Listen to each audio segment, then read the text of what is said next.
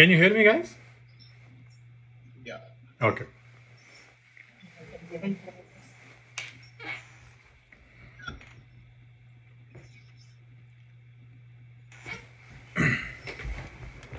Yeah. Okay, fine. Yes, I can, sir. Yeah. Yes, we can, sir. We can hear you.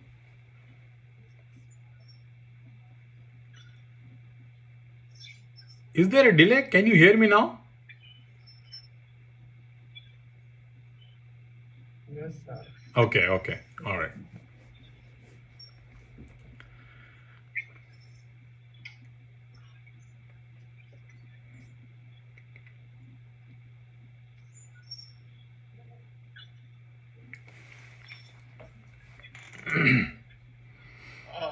Yes, sir.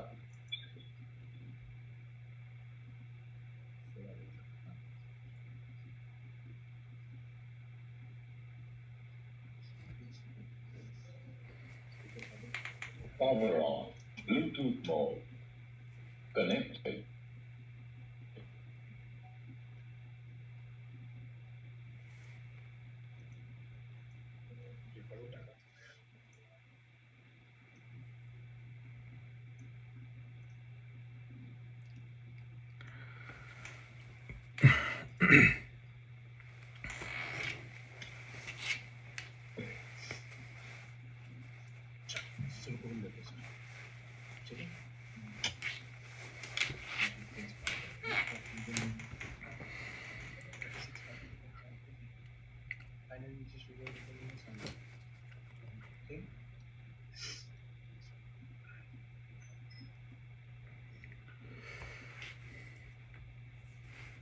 Is this audible, sir? Yes, we can hear you. Yeah, fine. So I'm going to start the session, sir. Sure.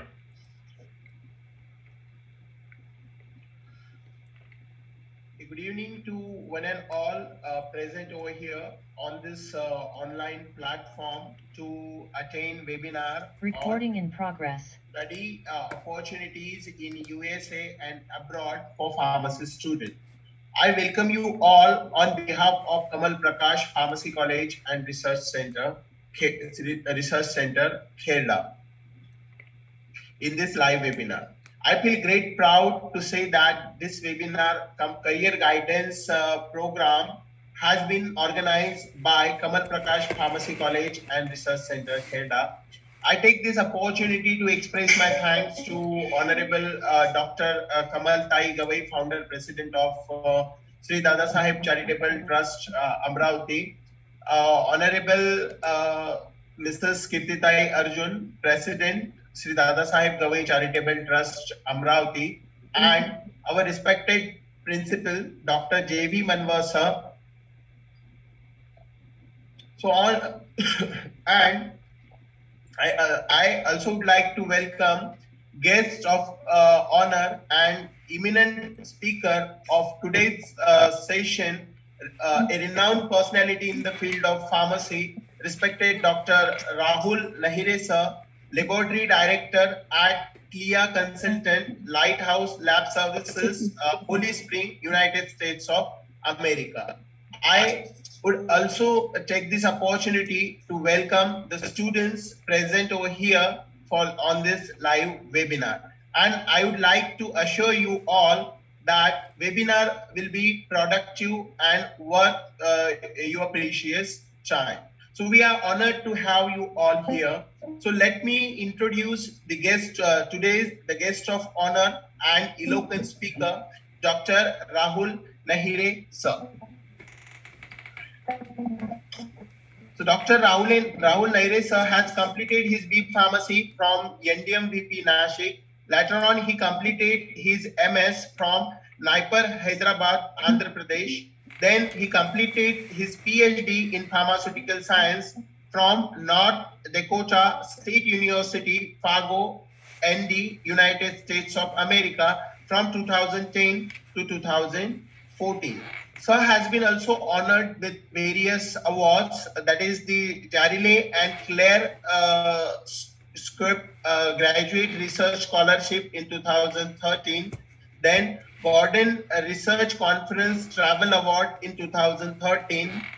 Then Research Fellowship MS in Farm Analysis from 2007 to 2009, Hyderabad. So, sir has started his career as a research trainee in for United States of Pharmacopoeia, Hyderabad, Andhra Pradesh, and he worked over there from July 2008 to July 2009. Later on, sir joined Lupin Pharmaceutical as analytical in analytical and R&D department, Pune, and he worked over there from September 2009 to August 2010. Then he worked as a research assistant at North Dakota State University Department of Pharmaceutical Sciences, Fargo, US, United States of America. Later, he worked as lead toxicologist in Castle Medical LLC, Atlanta, United States of America from May 2014 to March 2017. And later on, since 2017, the sir has been working as laboratory director and CLIA consultant, Lighthouse Lab Services, Holy Spring, United States of America. Sir has also published various international articles and also provide guidance to the students, Indian students, and the students from other countries related to how to seek career in abroad, how to qualify GRE, TOEFL, and IELTS. So it's an honor for all of us that we got such an experienced and eloquent speaker who is going to highlight on how the students who are studying pharmacy can seek their career in abroad or United States of America. So United States of America. So thank you, sir. Thank you very much for that. In very short period of time, you have accepted our invitation and you accepted our invitation for this program. Thank you, sir. Is it audible to you, sir? Yes. All right. So thank you so much. Thanks for the introduction and thanks for inviting me here. It's always a pleasure talking to students, especially pharmacy students. And I'm going to speak a little bit in Marathi also, so that like those who have little difficulty in English, they will also able to understand. So थोडीफार मी मराठी पण mix करून बोलेल आणि मी स्वतः मराठी आहे.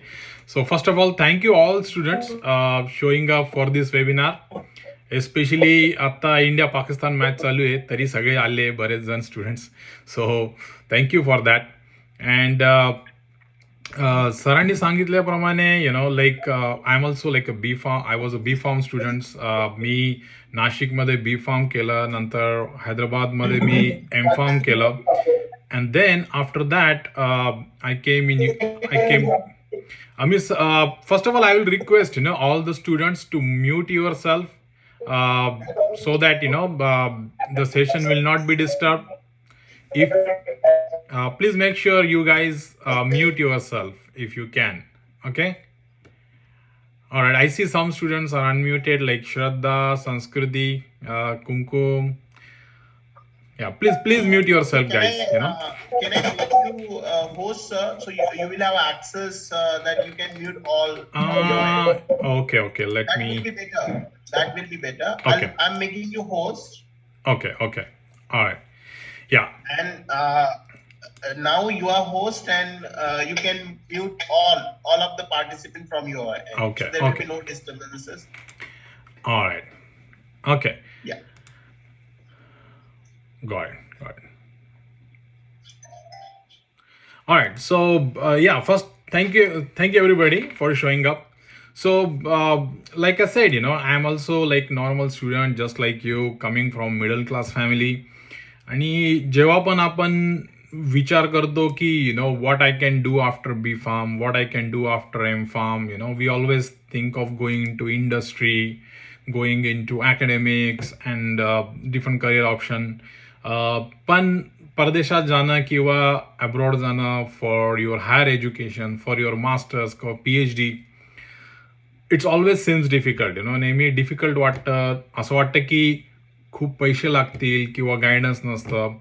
आणि जेव्हा मी बी फार्ममध्ये होतो, NDMVP कॉलेज ऑफ फार्मसी नाशिकमध्ये, त्यावेळेस पण जेव्हा आम्ही बी फार्म नंतर काय करायचं जे विचार करत होतो, त्यावेळेस आमचे सिनियर्स यायचे आणि ते सिनियर्स आमच्याशी बोलायचे.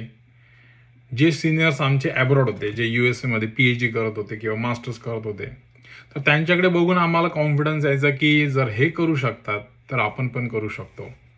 So with that thought like या विचारानेच मी सुरू केलं talking to students and helping students to guide them to get admissions for masters और PhD अब्रॉड. आणि बऱ्याच जेव्हा फार्मसीला स्टुडंट्स ॲडमिशन घेतात लाईक त्यांना माहीत नसतं की आपल्या फार्मास्युटिकल सायन्स किंवा फार्मसीला किती स्कोप आहे. आणि especially abroad, especially countries like USA, UK, Canada, Australia, western countries especially, तिथे आपल्या फार्मास्युटिकल सायन्स किंवा फार्मा रिसर्चला किती इम्पॉर्टन्स आहे खूप जणांना माहीत नसतं. भारतात निदान आमच्या वेळेस तर पण जेवढा रिस्पेक्ट इंजिनिअरिंग असो किंवा मेडिसिन असो, त्या फील्ड्सला जेवढा रिस्पेक्ट असतो तेवढा फार्मसीला नसतो. आणि मोस्ट ऑफ द टाइम हे माहीत नसतं स्टुडंट्सला असो किंवा त्यांच्या पॅरेंट्सला असो, त्यांना माहीत नसतं की आपल्या फील्डला किती स्कोप आहे. आता right now, because of the boom of the pharmaceutical industry and because of the covid also, lot of people they now know about clinical trials, vaccines and medicines and everything, so they started understanding the importance of our field, pharmaceutical sciences. So तुम्ही most of the students मला माहिती आहे बी form करतात आहे किंवा M form करतात आहे, आणि तुम्ही विचार करत असाल की what you should be doing after your graduation, be it a B pharm और M pharm. So going abroad परदेशात येणं, मग ते मास्टर्ससाठी असो बी फार्म नंतर किंवा PhD साठी असो, हे एक ऑप्शन आहे. आणि मी आधी सांगितल्याप्रमाणे बऱ्याच जणांना असं वाटतं की परदेशात शिकायला जाणं म्हणजे खूप खर्चाची बाब आहे, खूप पैसे लागतात आणि फक्त श्रीमंतांचेच मुलं जातात किंवा फक्त इंग्लिश मिडियमचेच मुलं जातात, हा खूप जणांचा गैरसमज असतो. सो मी एक मध्यमवर्गीय कुटुंबातला आहे, माझे वडील शिक्षक होते. मी पण एक मराठी मीडियममध्ये शिकलेला आहे. त्याच्यामुळे असं काही नाही आहे की की तुम्ही इंग्लिश मिडियमचेच असायला पाहिजे किंवा तुमच्याकडे खूप पैसे असायला पाहिजे, असं काही नाही. जर तुमच्याकडे चांगली डिग्री असली, तुम्हाला चांगला एक्सपिरियन्स असला, तुमची इंग्लिश चांगली असली, इम्प्रूव्ह केली तुम्ही, so it's not very difficult.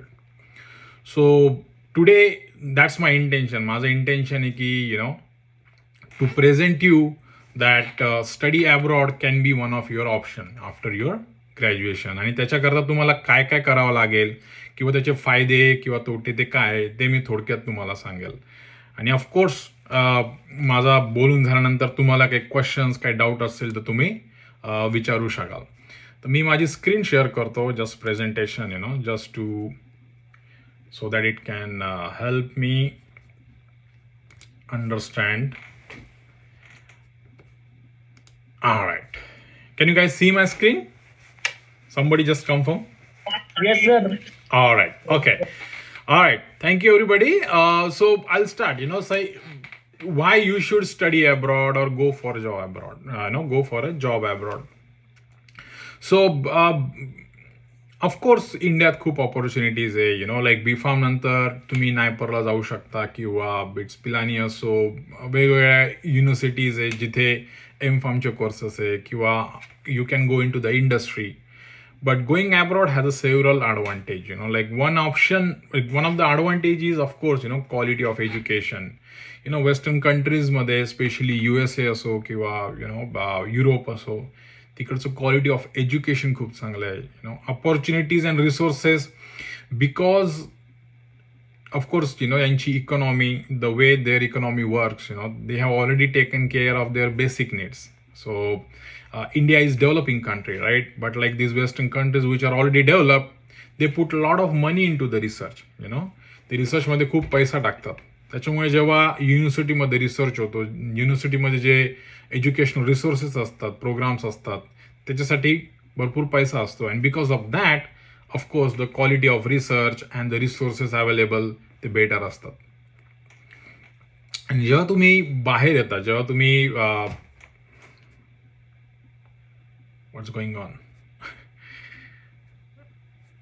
Alright, is somebody else controlling what's going on? Okay, all right.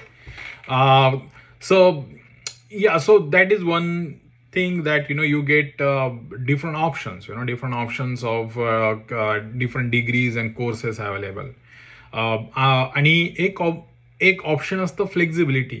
इंडियात आपल्याला mostly if you are a pharmacy students, you have to stick to pharmacy, right? Like you have to go in to the M pharm only. M pharm student can do only PhD in pharmaceutical sciences only.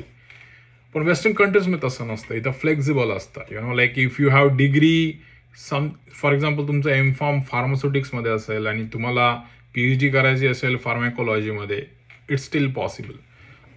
तुमची degree असेल फार्मॅकॉलॉजीमध्ये, तुम्हाला PhD बायोटेक्नॉलॉजीमध्ये करायची, ते पण possible आहे. किंवा molecular biology किंवा chemistry, medicinal chemistry, तर तुम्ही तुमच्या स्ट्रीम चेंज करू शकता. तुमचे डिग्री कोर्सेस हे खूप फ्लेक्झिबल असतात. ऑफकोर्स तुमचं ॲप्लिकेशन त्याप्रमाणे पाहिजे, तुम्ही ते तुमच्या ॲप्लिकेशनमध्ये त्याप्रमाणे मेन्शन केलं पाहिजे, पण ती फ्लेक्झिबिलिटी ती अवेलेबल असते. regarding job and also regarding study is the quality of work and research. Like मी सांगितलं की even when you go in to the industry, जरी तुम्ही इंडस्ट्रीत गेला किंवा तुम्ही ॲज अ फॅकल्टी कुठे युनिव्हर्सिटीमध्ये गेला, the most important factor for quality of research is of course money, right? जर तुमच्याकडे फंडिंग नसेल, जर तुमच्याकडे पैसा नसेल, तर तुम्ही रिसर्च चांगला करू शकत नाही. कारण तुमच्याकडे इन्स्ट्रुमेंट असो किंवा रिएजंट्स असो, ते अवेलेबल पाहिजे.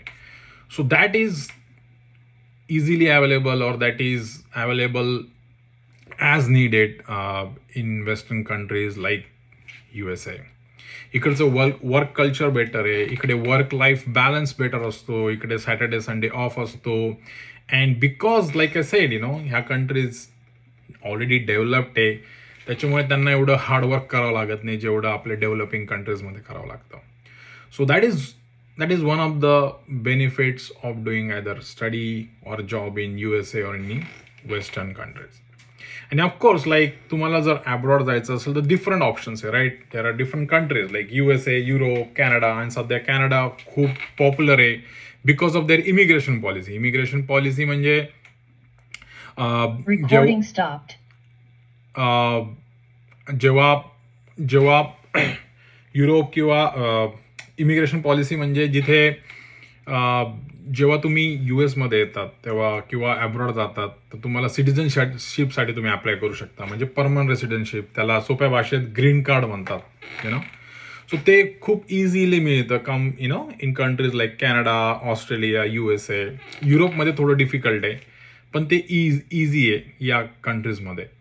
सो त्याच्यामुळे बऱ्याच जणांचा आता बरेच जण ट्राय करतात ह्या कंट्रीजमध्ये, जसं कॅनडा असो, USA असो.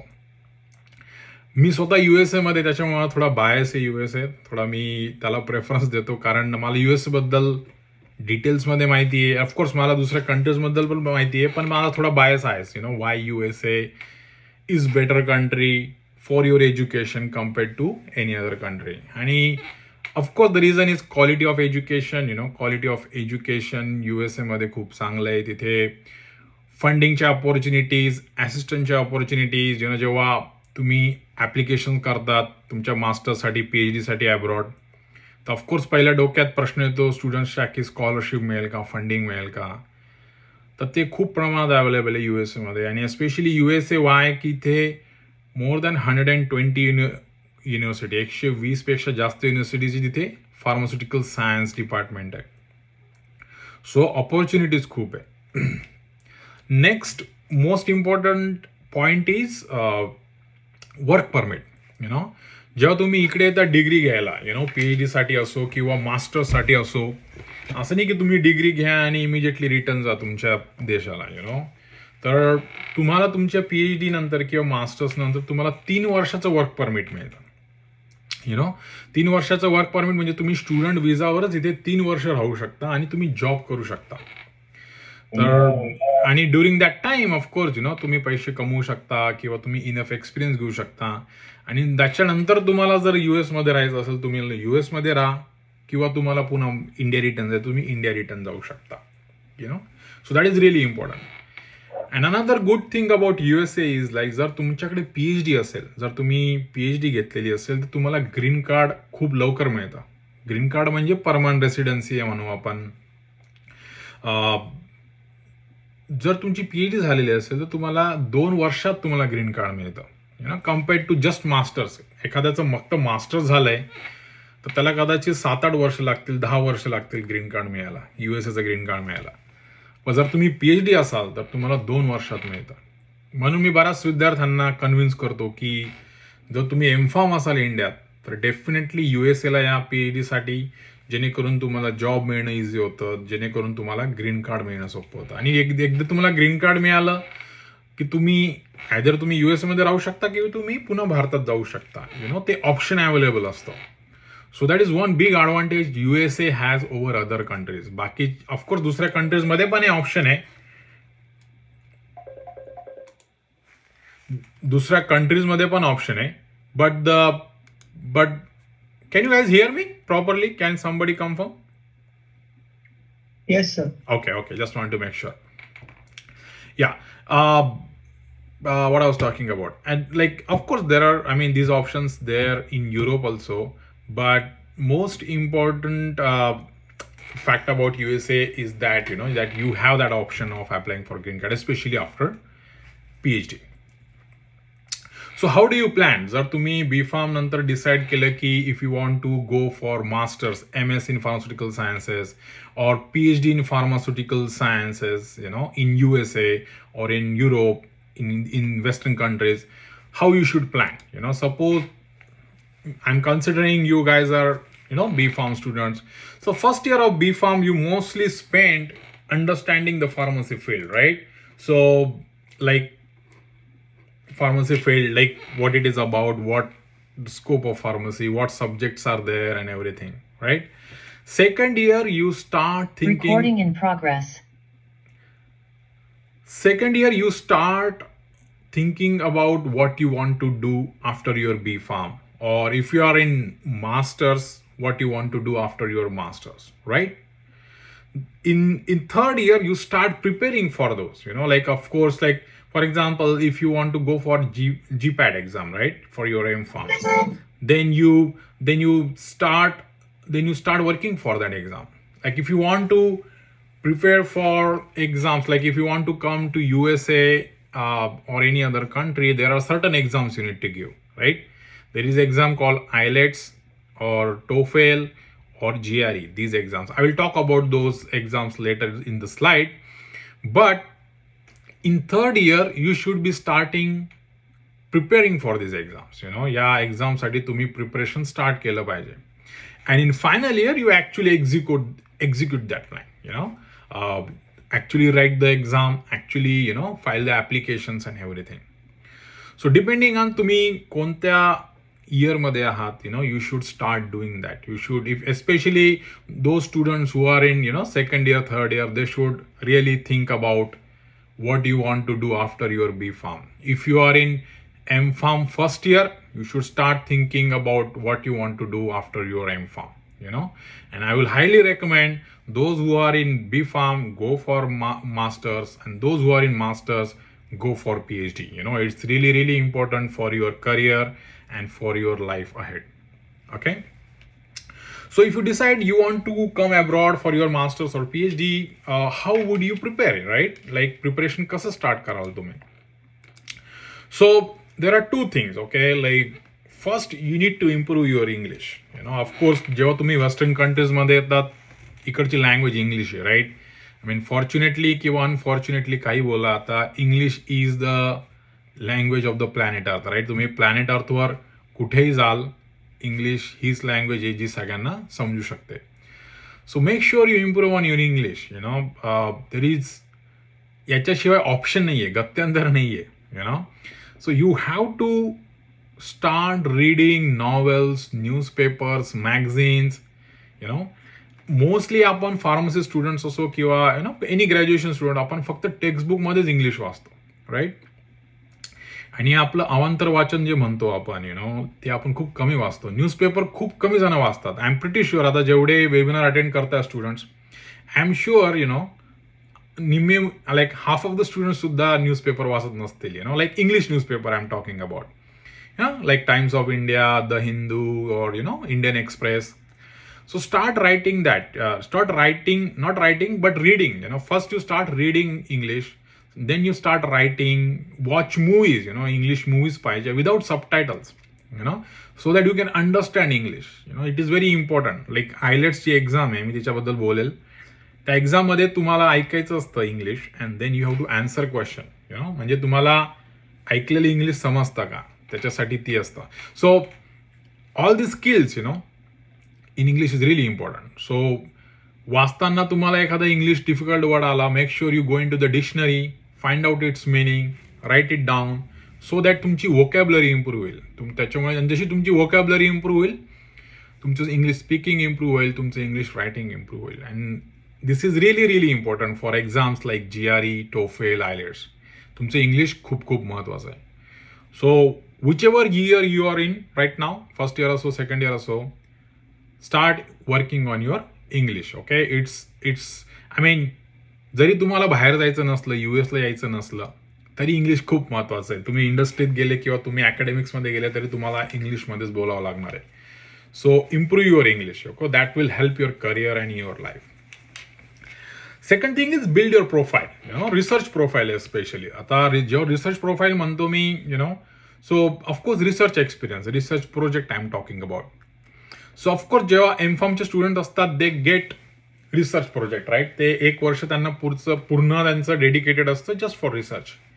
But for B.Pharm students, it's not always option. B.Pharmच्या स्टुडंट्सला रिसर्च करायला चान्स नाही मिळत.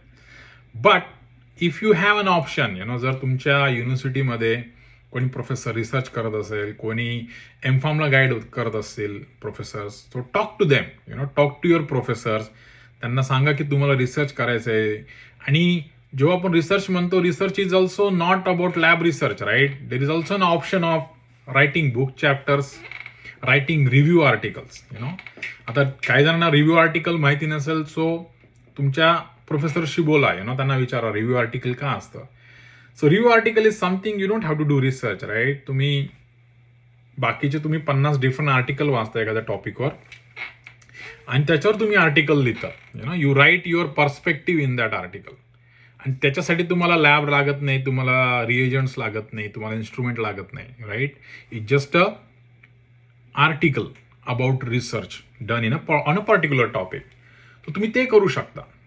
So review article, research article, book chapters, try to publish, आणि of course you don't have to have publications like in really good quality journals. Decent journal मध्ये जरी तुम्ही publish केला, that is still gonna help your applications. So work on that. Try to get some research experience if you can, and especially जर M.Pharm student असाल तर नक्की review article लिहायचं, book chapters लिहायचा प्रयत्न करायचा, रिसर्च आर्टिकल पब्लिश करायचा प्रयत्न करायचा, जेणेकरून you will have a really strong application when you apply for PhD. For B.Pharm student also, like you will have really strong application when you apply for MS. So these are two aspects, most important aspect when you prepare yourself. Okay. So now coming to GRE and TOEFL. Okay. And so GRE and TOEFL are like exams. Exams you need to give if you want to come abroad, go abroad for MS or PhD. GRE is required only in USA. जर तुम्हाला USA ला यायचं असेल तर GRE लागते. बाकी Canada, Europe, Australia या देशांमध्ये GRE एक्झामची गरज नसते. पण मात्र सर्व देशांमध्ये एक एक्झाम द्यावी लागते. ती एक तर TOEFL नाही तर IELTS. ओके, इथं मी लिहिलंय, इथे IELTS जर तुम्हाला दिसत असेल प्रॉपरली. टोफेल अँड IELTS हा दोन्ही एक्झाम आहे इंग्लिश प्रोफिशियन्सी एक्झाम आहे. इंग्लिश प्रोफिशियन्सी एक्झाम म्हणजे त्यांना फक्त एवढंच बघायचं असतं की तुमची इंग्लिश कशी आहे, तुम्हाला बोलता येतं का, तुम्हाला वाचता येतं का, तुम्हाला ऐकलेलं समजतं का, so they just want to make sure that your English is good. So GRE is graduate record examination, त्याचा फुल फॉर्म. ही ॲप्टिट्यूड टेस्ट आहे. ॲप्टिट्यूड टेस्ट म्हणजे इथे तुमचा ॲप्टिट्यूड चेक होतो. ॲप्टिट्यूड म्हणजे तुमचं क्रिटिकल थिंकिंग, तुम्हाला विचार करता येतो का. इथे तुमची नुसती इंग्लिश बघत नाही ते, पण तुमची क्रिटिकल थिंकिंग बघतात. सो GRE मध्ये डिफरंट सेक्शन्स असतात. एक सेक्शन असतो व्हर्बल, ज्याच्यात मोस्टली इंग्लिश असतं. दुसरा सेक्शन असतो क्वांटिटेटिव्ह, त्याच्यात 12th ग्रेडपर्यंतचं इंग्लिश, 12th ग्रेडपर्यंतचं मॅथमॅटिक्स असतं, त्याला क्वांटिटेटिव्ह सेक्शन म्हणतात. आणि थर्ड सेक्शन असतो analytical. So analytical section is nothing but तुम्हाला एसे लिहायचा असतो आणि एखादा टॉपिक देतात आणि त्या टॉपिकवर तुम्हाला एसे लिहायचा असतो, किंवा आर्ग्युमेंट करायचं असतं एखाद्या टॉपिकवर. So it's writing and putting your thoughts. आणि GREची एक्झाम वर्षभर चालू असते. तुम्ही कधीही एक्झाम देऊ शकता. असं नाही की वर्षातून एकदा असते, जशी GPAT एक्झाम आहे किंवा गेट एक्झाम या कशा वर्षातनं एकदा असतात, तसं नसतं. या सगळ्या एक्झाम GRE, टोफेल, IELTS या एक्झाम वर्षातनं तुम्ही कधीही देऊ शकतात. त्यांचे सेंटर्स असतात, पुणे, मुंबई, या शहर, बऱ्याच शहरांमध्ये. IELTSच्या बऱ्याच ठिकाणी आहे, पण आय एम शुअर GREचे पुणे, मुंबईत सेंटर्स आहे, प्रोमेट्रिक सेंटर्स म्हणतात त्यांना. तुम्ही वर्षभरात कधी देऊ शकता या एक्झाम. आणि GREचा स्कोर व्हॅलिड असतो 5 वर्ष. म्हणजे तुम्ही जर आज स्कोर आला तुमचा, तर आजपासून पुढचे 5 वर्ष तुम्ही तो सेम स्कोर यूज करू शकता. म्हणजे समजा तुम्ही जरी ॲप्लिकेशन नाही केले यावर्षी काही कारणास्तव, किंवा for some reason you don't want to go, तर तुम्ही तो स्कोर 5 वर्षापर्यंत यूज करू शकता. दुसरी एक्झाम आहे IELTS आणि टोफेल. टोफेल आणि IELTS सांगितल्याप्रमाणे इंग्लिशच्या एक्झाम आहे. त्याच्यात 4 सेक्शन असतात या दोन्ही एक्झाममध्ये: रीडिंग, लिसनिंग, स्पीकिंग आणि रायटिंग. सो ऑफकोर्स या वेगळ्या सेक्शनमध्ये रीडिंगमध्ये बघता की तुम्हाला वाचलेलं समजतं का. लिसनिंगमध्ये तुम्हाला ते कन्व्हर्सेशन्स असतात, कॅम्पसमधले कन्व्हर्सेशन किंवा एखादा टॉपिक ते ऐकवतात आणि तुम्हाला त्याच्यावर क्वेश्चन विचारतात. स्पीकिंगमध्ये तुम्हाला एखादा टॉपिक देतात, त्याच्यावर तुम्हाला 1 मिनिटं बोलायला लावतात. आणि रायटिंगमध्ये ऑफकोर्स तुम्हाला एखादा टॉपिक देतात आणि तुम्हाला लिहायचं असतं. आणि खूप अवघड नसतं या एक्झाम. टोफेल, IELTS खूप अवघड नसतात. त्या फक्त चेक करता की तुम्हाला इंग्लिश येतं का नाही. सो तुम्ही बघितलं असेल GRE आणि टोफेल, IELTS एक्झाममध्ये most of the portion is English, right. So that's why I was talking like why you have to improve your English. English improve का करायला पाहिजे. आणि टोफेल आणि IELTS या दोन्ही एक्झामचा स्कोर असतो व्हॅलिड असतो 2 वर्षासाठी, 2 इयर्ससाठी. GREचा 5 वर्षासाठी व्हॅलिड असतो आणि टोफेल, IELTS असतो 2 वर्षासाठी. आणि जगात तुम्ही कुठे ॲप्लिकेशन करा, युरोपमध्ये असो, कॅनडा असो, ऑस्ट्रेलिया, USA, तिथे IELTSचा स्कोर लागतोच. IELTS किंवा टोफेल हा स्कोर लागतोच. आणि IELTS इज खूप पॉप्युलर आहे कम्पेअर्ड टू टोफेल. आणि IELTS थोडी इझी पण आहे कम्पेअर्ड टू टोफेल. त्याच्यामुळे मोस्ट ऑफ द स्टुडंट, माझे जेवढे स्टुडंट आहे सध्या, ते 90% स्टुडंट IELTSच देतात. 90 का 99%. सो IELTS एक्झामचा स्कोर सगळीकडे ॲक्सेप्ट होतो, USA असो किंवा युरोप असो. So most of the student ज्यांना ॲब्रॉड जायचं असतं, ज्यांना मास्टर्स PhDसाठी यायचं असतं बाहेर, ते पहिल्यांदा IELTS एक्झाम देतात. आणि त्याच्यासाठी ऑफकोर्स तुम्हाला तुमची इंग्लिश इम्प्रूव्ह करावं लागतं. सो ते झालं exam part. Second thing is application process. So of course application process कशी असते, लाईक ऑफकोर्स तुमच्याकडे GRE स्कोर आहे, तुमच्याकडे टोफेल, IELTS स्कोर आहे, तुम्ही तुमच्या प्रोफाईलवर वर्क केलं आहे. नेक्स्ट थिंग इज कधी अप्लाय करावं लागतं. सो फॉर एक्झाम्पल वेस्टर्न कंट्रीजमध्ये 2दा ॲडमिशन होतात. 2 सेशनमध्ये होतात. एक सेशन असतो फॉल सेशन, दुसरा असतो स्प्रिंग सेशन. त्यांच्या त्या सीझनवर दिले त्यांनी, त्यांच्या इकडचे ऋतू आहे फॉल आणि स्प्रिंग. सो फॉल ॲडमिशन म्हणजे ऑगस्ट ॲडमिशन, जे आपले रेग्युलर ॲडमिशन होतात इंडियात सुद्धा, जे ऑगस्ट सप्टेंबरचे ॲडमिशन, ते ॲडमिशन फॉल. आणि स्प्रिंग ॲडमिशन असतात जानेवारी ॲडमिशन. सो फॉर एक्झाम्पल आता फॉल 2024 म्हणजे पुढच्या वर्षी ऑगस्टला जर कोणाला ॲडमिशन पाहिजे असेल ऑगस्ट 2024, त्यांची ॲप्लिकेशन जातील यावर्षी नोव्हेंबर डिसेंबरमध्ये. आता सध्या ऑक्टोबर चालू आहे right. So October, November, December. So December most of the युनिव्हर्सिटीजचे डेडलाईन्स असतात डिसेंबर आणि जानेवारी या 2 महिन्यांमध्ये. So during those months you will be sending your applications. आणि जेव्हा तुम्ही ॲप्लिकेशन करतात of course the most important aspect is कुठे ॲप्लिकेशन करायचे राईट. आता मी सांगितलं तुम्हाला USA मध्ये मोर दॅन 120 युनिव्हर्सिटी आहे, 120 पेक्षा जास्त युनिव्हर्सिटीज आहे. कुठे अप्लाय करायचं नेमका. So see like there are, आता हे मॅटर करतं की तुम्ही मास्टर्ससाठी करताय की PhD साठी करतात. मास्टर्स आणि PhDची ॲप्लिकेशन प्रोसेस कम्प्लिटली डिफरंट असते. मास्टर्ससाठी तुम्ही फक्त ॲडमिशनचे चान्सेस बघतात, पण PhD साठी तुम्ही बघतात की तिथे कोणता रिसर्च चालू आहे. जर तुम्ही मास्टर्समध्ये तुमचा ड्रग डिलिव्हरीवर काम आहे, targeted drug delivery for cancer for example, liposomal drug delivery, तर तुम्ही अशा युनिव्हर्सिटी किंवा असे डिपार्टमेंट चूज करता जिथे तो रिसर्च चालू आहे, जेणेकरून त्यांना तुमची बॅकग्राऊंड फिट वाटेल आणि तुम्हाला ते ॲडमिशन देतील. वेअर ॲज जर मास्टर्सचं ॲप्लिकेशन असेल तर तुम्ही ओव्हरऑल बघतात की तुम्हाला कोणता कोर्स पाहिजे, तुमचे GRE, तुमचे IELTS स्कोअर कसे, तुम्हाला स्कॉलरशिपचे चान्सेस कुठे जास्त आहे, आणि सगळी इन्फॉर्मेशन त्यांच्या वेबसाईट्सवर असते. त्यांच्या ॲप्लिकेशन प्रोसेसमध्ये सगळं लिहिलेलं असतं. So the selection of university खूप इम्पॉर्टंट आहे. आणि जर तुम्हाला फंडिंग पाहिजे असेल, जर तुम्हाला स्कॉलरशिप पाहिजे असेल, तर माहिती पाहिजे की आधी त्या डिपार्टमेंटमध्ये फंडिंग आहे की नाही.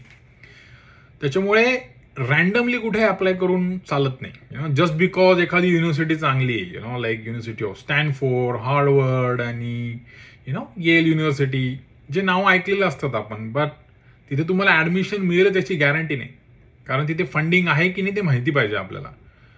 So before sending application we must know की तिथे फंडिंग आहे का नाही, तिथे स्कॉलरशिप अवेलेबल आहे की नाही, जेणेकरून तुमचे ॲडमिशनचे, तुमचे स्कॉलरशिपचे चान्सेस बेटर असतील. ॲप्लिकेशनचा most important next part is SOP आणि रेकमेंडेशन लेटर. SOP म्हणजे statement of purpose.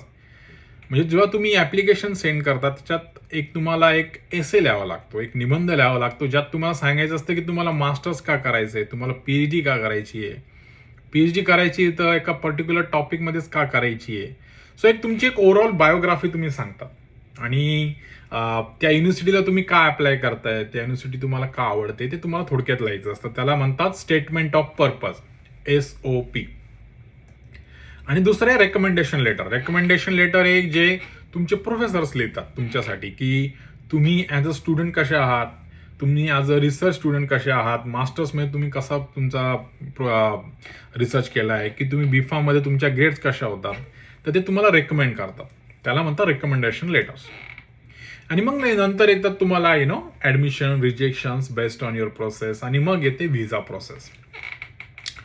So to get an admission, आता एस्पेशली मास्टर्सला ॲडमिशन मिळणं रिलेटिव्हली इझी असतं कम्पेअर्ड टू PhD, कारण ऑफकोर्स मास्टर्सच्या पोझिशन्स भरपूर असतात, PhDच्या पोझिशन्स कमी असतात.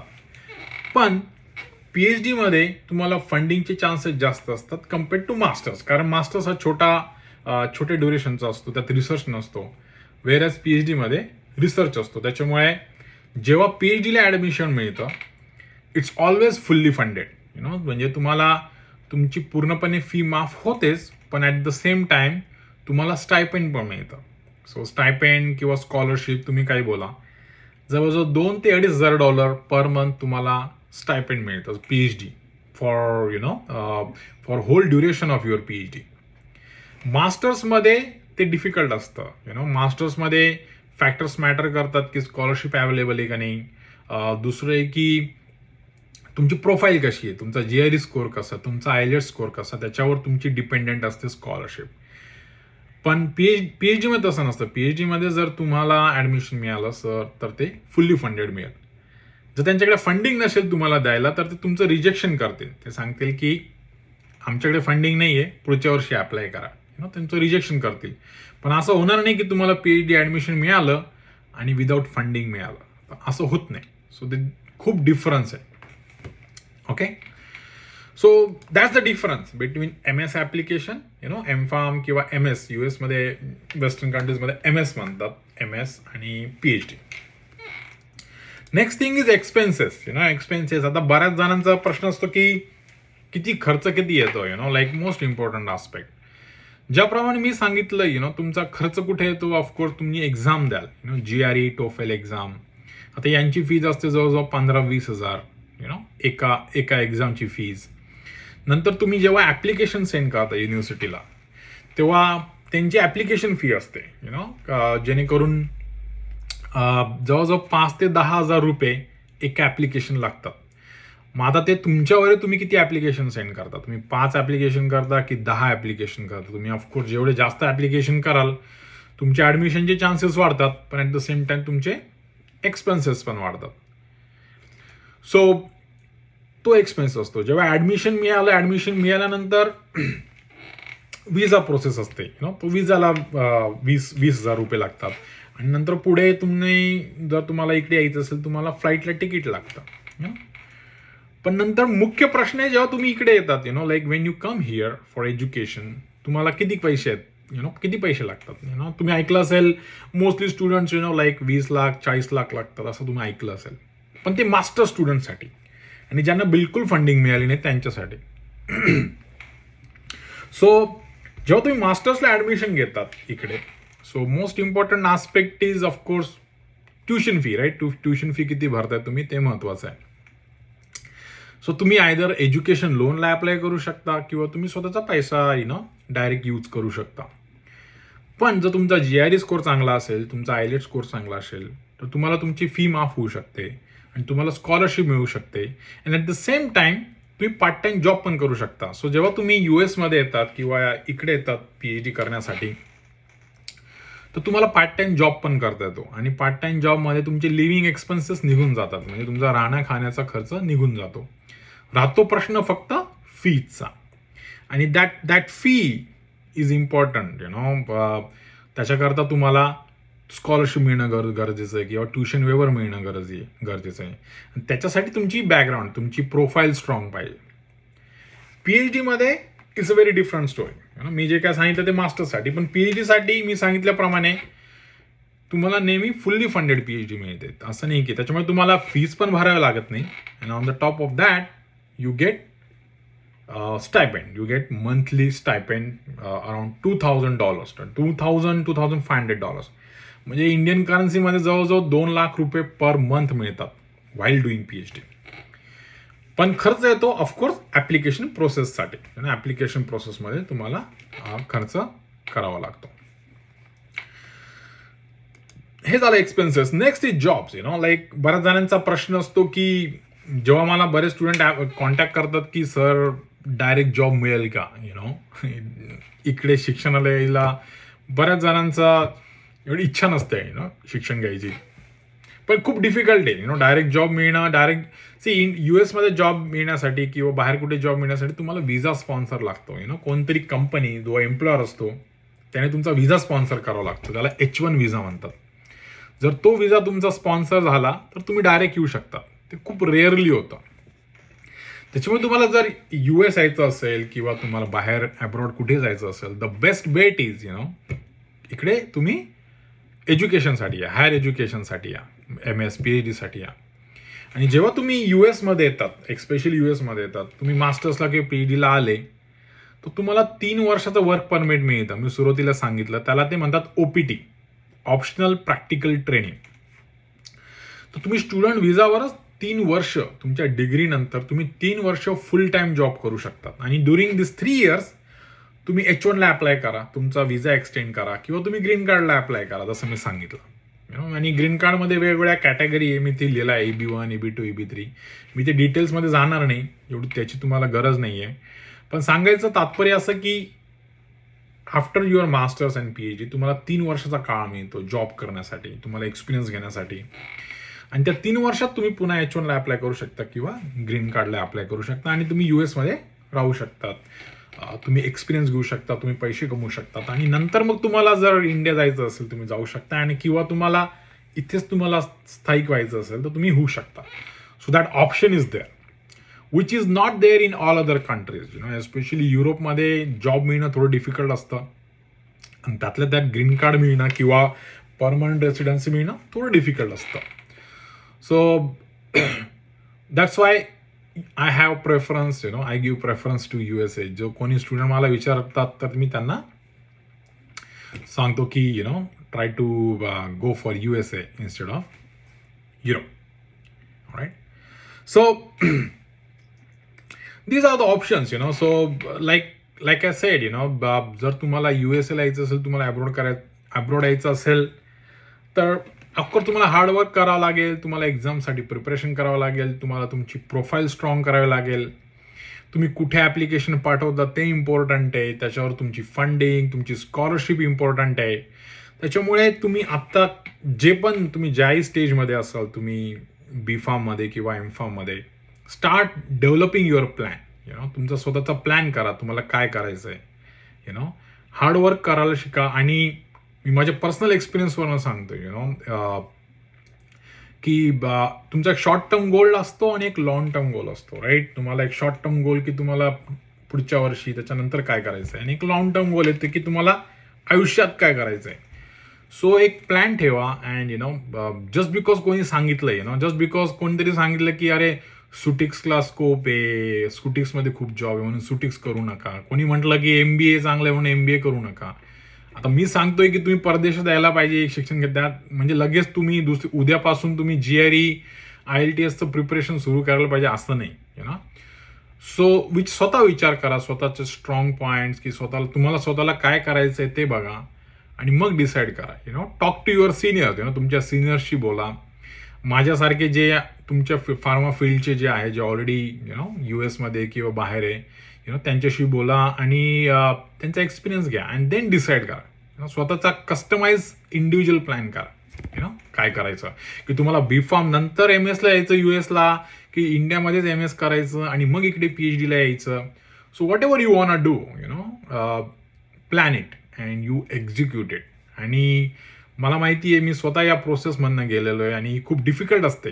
एस्पेशली बाहेरच्या युनिव्हर्सिटी, तिकडच्या ॲप्लिकेशन प्रोसेस खूप कॉम्प्लिकेटेड असतात, माहीत नसतात आणि इनफ इन्फॉर्मेशन नसते आणि बऱ्याच गोष्टी अवघड वाटतात कारण आपल्याला प्रॉपर गायडन्स नसतो. आणि मी जेव्हा प्रिपरेशन केलं ॲक्च्युली बॅक इन 2003-2004, त्यावेळेस तर इंटरनेट पण नव्हतं. आता तुमच्याकडे इंटरनेट आहे, सगळी इन्फॉर्मेशन अवेलेबल आहे, तुम्हाला लिंक्डइन आहे, तुम्हाला सोशल मीडिया आहे. So it's very easy for you guys to get the information, get the required study material and everything. So just find out your information and execute your plans. आणि जर तुम्हाला काही question, काही doubts असतील, so you can send me those question and doubts. आणि it's very important to have a guide. जेव्हा मी स्वतः जेव्हा ॲप्लिकेशन्स करत होतो, मी त्यावेळेस मिस करायचो की कोणतरी गाईड पाहिजे सांगायला की की ॲप्लिकेशन कसे करायचे असतात, कुठे करायचे असतात, ती सगळी information. So with that thought मी एक स्टडी अब्रॉड कन्सल्टन्सी सुरू केली आणि त्याच्या थ्रू माझे मोस्टली स्टुडंट फार्मा आहे. 90% माझे स्टुडंट फार्मसी स्टुडंट्सच आहे. मी त्यांना गाईड करतो, त्यांना मास्टर्स किंवा PhD साठी ॲडमिशनसाठी मी हेल्प करतो. So I would like to thank everybody, सगळ्यांना, especially principal sir, all the faculty members who helped me arrange this webinar. I hope this webinar helps you guys and and give you some guidance or some clarity. तुमची काहीतरी clarification होईल की abroad जाणं पण एक option असू शकतं. आपल्या फार्मसी स्टुडंट्सला एस्पेशली माहीत नसतं की बाहेरी परदेशात आपल्याला किती स्कोप आहे. बऱ्याच वेळा आपल्याला माहीत नसतं आणि ते सांगायला कोणतरी लागतं, म्हणून हा प्रयत्न आहे. So I hope I encourage you guys enough. आणि जर तुम्हाला काही क्वेश्चन, काही डाऊट्स असतील तुम्ही विचारू शकता. आणि मी कॉन्टॅक्ट इन्फॉर्मेशन लिंक्डइन आणि व्हॉट्सॲप मी चॅटमध्ये शेअर केलेलीच आहे आणि तुम्ही कधी करू शकता. आणि if you have any questions, feel free to ask. Okay, I am available. Thank you everybody. Thank you so much. Thank you very much, sir, for this wonderful session where you explain all the aspects of how the students can apply for whether it is a MS or a PhD, and what are the various ways that or the examination they need to give and appear for, and the types of scholarship the students can get there in mostly in USA.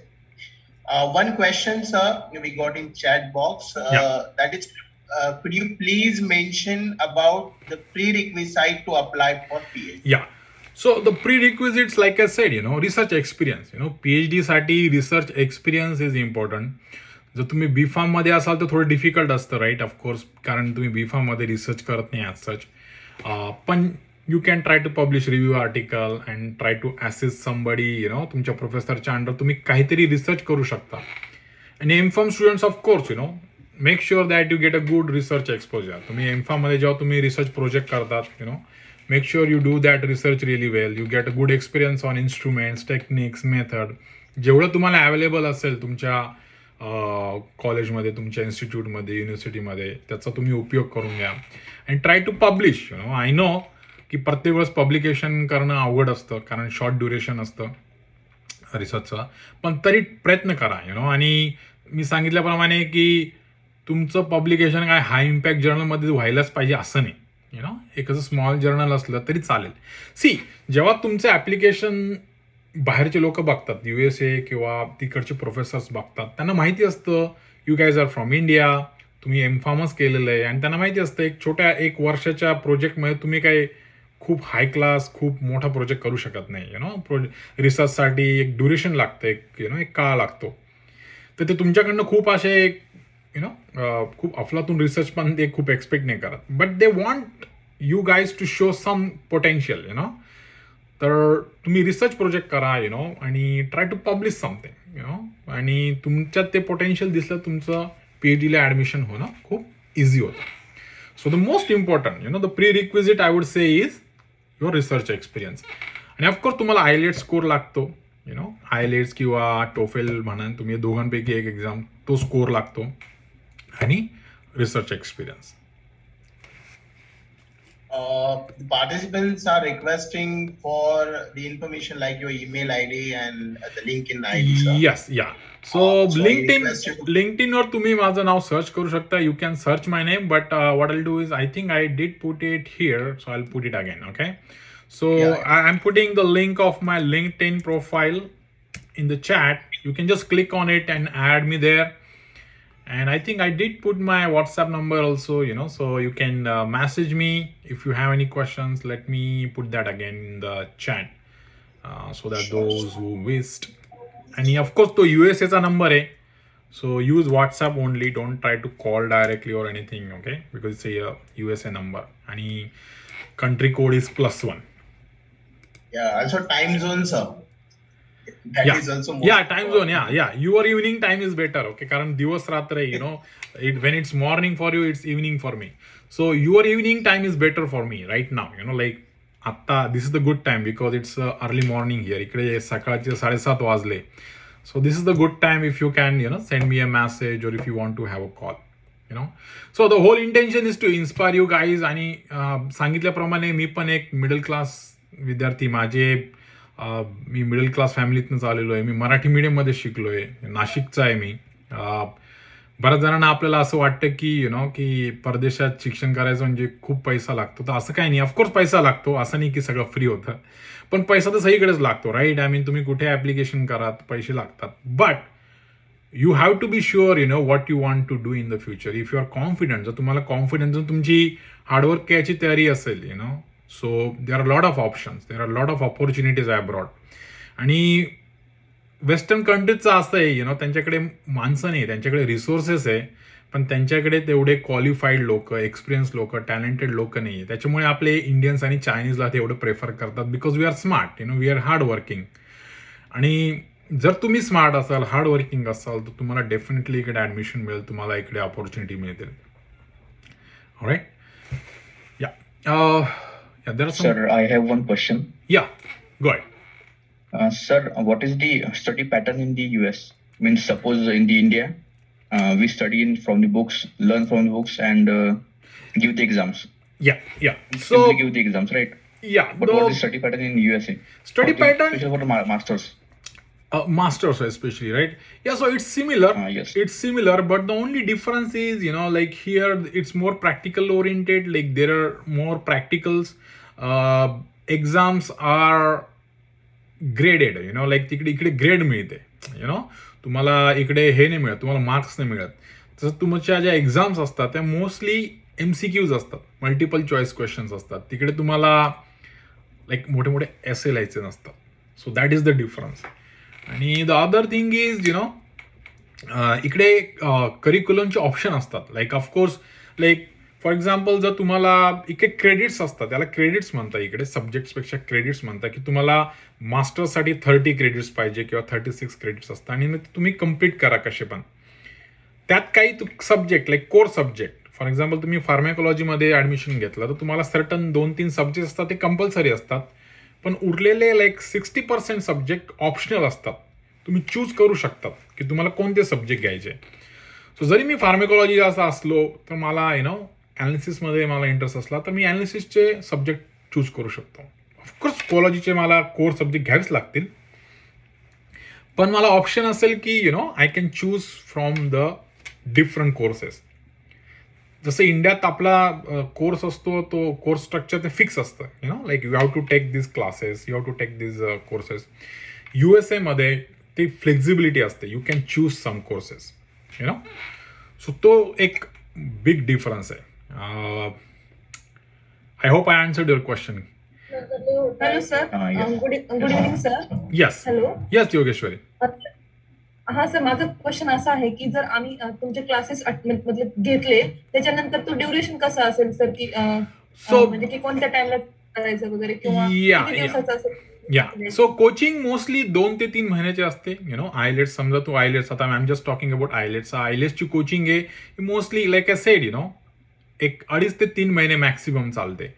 Islets exam खूप difficult नसते, पण of course practice लागते. Like speaking for example, speaking आणि writing हे असं आहे जे तुम्ही स्वतः जज नाही करू शकत. Like if I am speaking, माझ्या मिस्टेक्स मला स्वतःला नाही कळणार. Somebody else who is listening to me, they will be able to see whether I'm taking too many pauses, I'm making grammatical mistakes.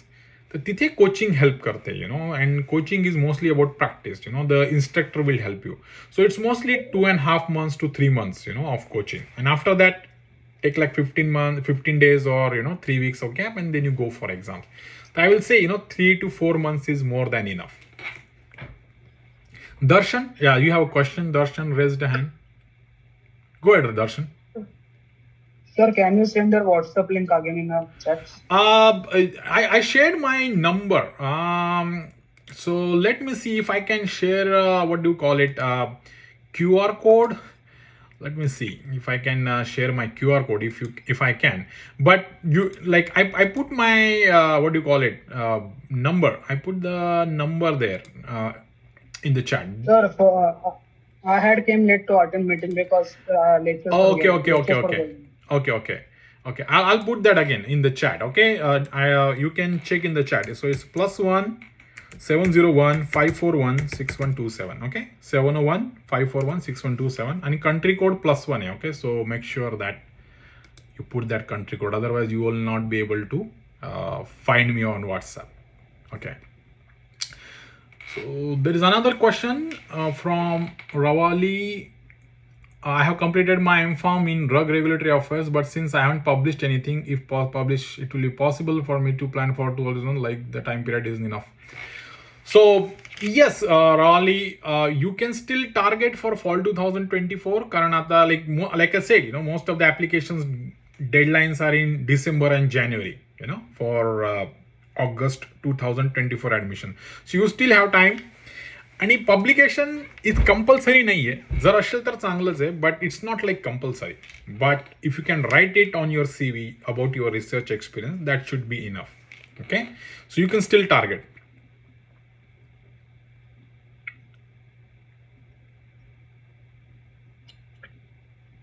Sir. Yeah. Sir, GR is compulsory for each and every college? or it is? No. The good thing, yeah. So these days that has happened. GRE is not compulsory everywhere. So बरेच student आहे ते आता GRE देत नाही. So most of the student they just go for IELTS, just for IELTS and they go for.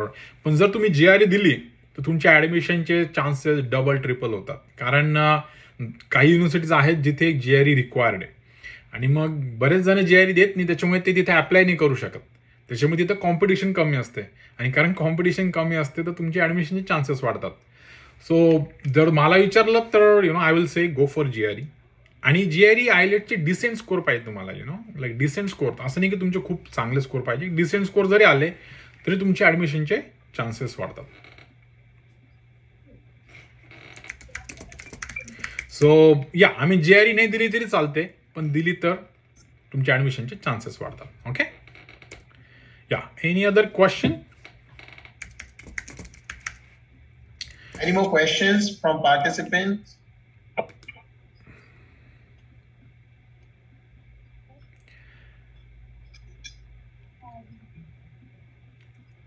Hello, sir. Yeah. Sir, I have already done my BPharm degree Yeah. since 4 years. Yeah. And since 3 years, I was doing a job right Okay. now. Uh-huh. But I did not have any research article or anything. I did not know about it. Yeah. So how can I know? What can I do? If I go to the abroad now, then Yeah, it's you still can. I difficult for mean, me to. yeah. So you can come here for masters. Masters to come here for master, you don't need publication. So publication again, it's not compulsory. No. Even for PhD. No, not the publication, but the Research knowledge experience. about the research. Yes. Yeah, I mean for like that. masters you don't need it. See, from BPharm to masters you don't need research experience. Research experience is needed for PhD. Okay. So for masters you need of course your transcripts and your mark sheets and everything, your degree, and you need IELTS score. IELTS score, and if you apply for right places you will get an admission. Research experience is not required for masters. Research experience is specifically for PhD. And also, sir. Yeah. Also, whatever practicals we are doing in the BPharm level means this is a simple practical, right? So that knowledge enough for us to go. I mean, study over there. Yeah. I mean, like I said, for masters it's okay. Like for master you don't need that, but just whatever experience, lab experience you have, whatever the subjects, the knowledge you have during BPharm, that is enough for your masters. Yeah. Yes. Yeah. Okay.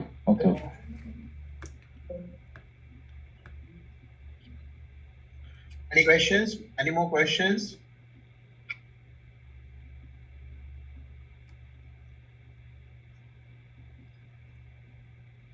I think, sir, all doubts of the participants have been resolved, whatever in their mind. Alrighty. Yeah. Thank you, sir. Thank you very much for taking time from your busy schedule, and in a very short span of time, you accepted our invitation and you delivered such a wonderful webinar where the students from India the students normally are not aware about the opportunities they have. There are various ways by which they can, and many are willing to, but because of lack of knowledge and not having the proper guidance, students lose the opportunities. Yeah. So it was very wonderful seminar. Even I got various positive feedbacks on WhatsApp group about specifically from our principal sir. So that the webinar has been very good, and you spoke in Marathi, so that made it more understandable for the Maharashtrian students. So thank you, sir. Thank you very much. If anyone has any question, they can ask, or we can continue the meeting. Sir, can you repeat the number once again? So it's +1 country code आहे 701 541 6127. मी चॅटमध्ये पण टाकलाय. जर तुम्ही पुन्हा टाकतो 701-541-6127. Okay. All right, and use WhatsApp only. Yes, sir. Thank you, sir. Yeah. आणि If you Isha have any, yes. ईशानीचा शेवटचा question आहे. I think I just answer that quickly. Directly B pharm नंतर PhD. सो मी mention करायचं विसरलो की बी pharm नंतर तुम्ही डायरेक्ट PhD पण करू शकता. एक ॲडव्हान्टेज आहे USA मध्ये यायचं, तुम्ही बी फार्म नंतर डायरेक्ट PhD ला येऊ शकतात. पण of course requirement is research experience. तुम्ही डायरेक्ट PhD ला ॲडमिशन घेऊ शकता का? तुमच्यात ते पोटेन्शियल आहे का? तुम्हाला रिसर्च म्हणजे काय हे माहिती आहे का? जर ते तुम्ही प्रूव्ह करू शकाल, आणि तुम्ही प्रूव्ह कसं करू शकाल, तर तुमच्या CV वर तो रिसर्च एक्सपिरियन्स पाहिजे, रिसर्च प्रोजेक्ट पाहिजे, किंवा एखादं पब्लिकेशन पाहिजे, काहीतरी प्रूफ की तुम्हाला रिसर्च करता येतो. जर ते तुम्ही दाखवू शकाल तर तुम्ही बी फार्म नंतर. आणि माझे 2-3 स्टुडंट्स आहे आतापर्यंत, 2-3 जणांना ॲडमिशन मिळालेलं आहे डायरेक्ट बी फार्म नंतर PhD साठी. So it is possible, but of course you need to show research experience. Okay. Alrighty. Thank you so much. Thank you, everybody. Thank you, sir. Thank you very All right. much. Take Have care, a everybody. nice- Bye. Have a nice day ahead. Bye. Bye.